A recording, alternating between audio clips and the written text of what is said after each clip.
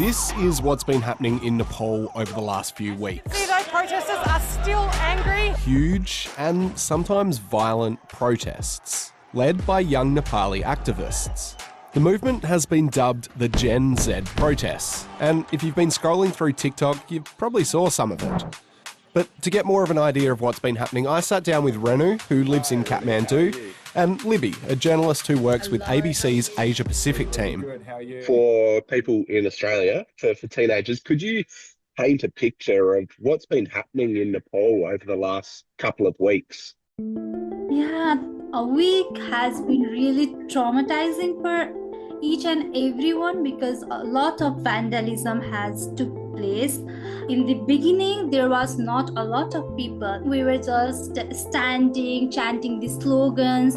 We were just singing some patriotic Nepali song. And it was so fun doing that because we were doing protest with the tactics or with the mindset of non-violent resistance. Basically, we've seen young people in Nepal have been really disappointed with their government for quite some time. Now, what we saw as kind of the match for that discontentment boiling over into these massive protests we've seen this week from last weekend was a social media ban. So the government, without any warning, turned off, any social media, so Facebook, WhatsApp. What happened on, say, the next couple of days after day one or day two of the protests, we started to see there was some violence. There was a really violent crackdown from authorities on protesters. People are still wanting answers. Why was there that deadly crackdown? There's also been damage to historical buildings. We saw the parliament go up in flames. The government overturned their social media ban within days, but what began as peaceful protest in Nepal's capital Kathmandu quickly turned violent. More than 70 people died, and authorities used tear gas and rubber bullets to try and break up the crowds. So they were saying, oh, you need to throw a stone to the police officer. They are the one who are also corrupt. That's how they are doing, but we are controlling or resisting their behavior because that was really unnecessary. Police were also throwing tear gas and other kinds of things in order to resist that momentum. So that's how a clash happened. This protest movement has shocked, I think, nearly everyone I spoke to. Nepal is a very peaceful Himalayan country. If anyone usually goes to Nepal, it's to trek to Everest Base Camp. So this has been a surprise, it's been a shock, but it's also been alarming. In saying that it's shocked people, has it also been something that has been brewing and festering for a little while now?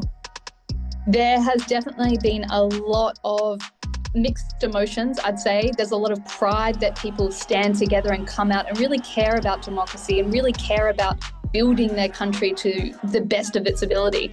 But yeah, absolutely, this discontentment, it has gone on and on. This protest was begin with the concept of anti-corruption thought. A lot of politician kids were showing off their wealth in social media, especially in TikTok.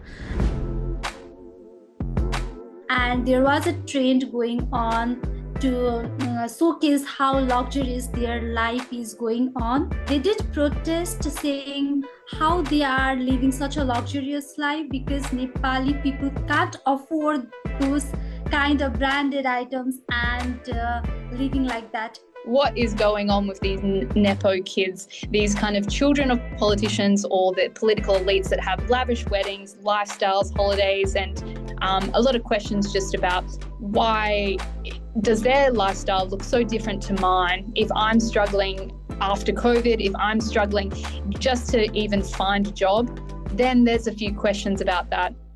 Nepal's government has a bit of a complicated history.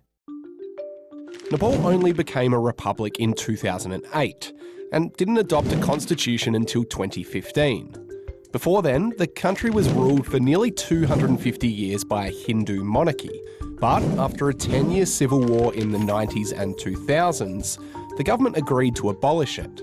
Since then, it hasn't exactly been smooth sailing.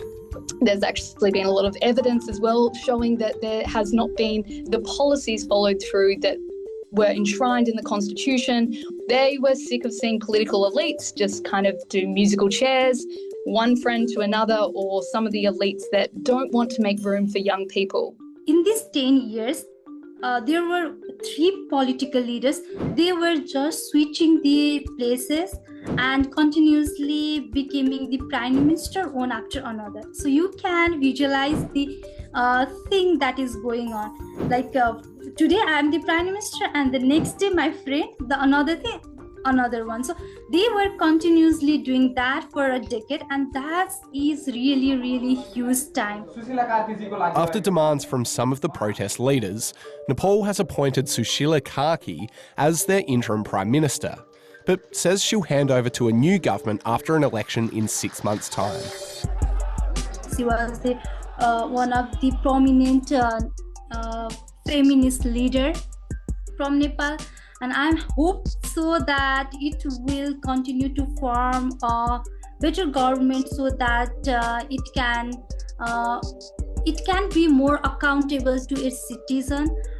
Did these protests show that young people can make a difference in Nepal? Did they?